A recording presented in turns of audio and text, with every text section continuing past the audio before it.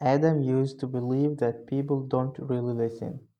They waited for their turn to speak. They nodded, but their minds were somewhere else.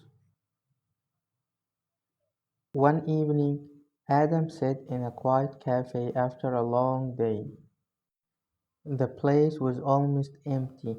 An old man sat across from him and asked. Adam didn't plan to answer, but for some reason he did.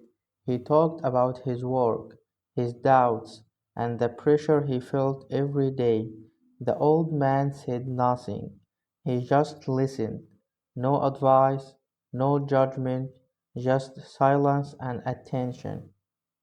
When Adam finished, the old man smiled and said, "Sometimes being heard is enough."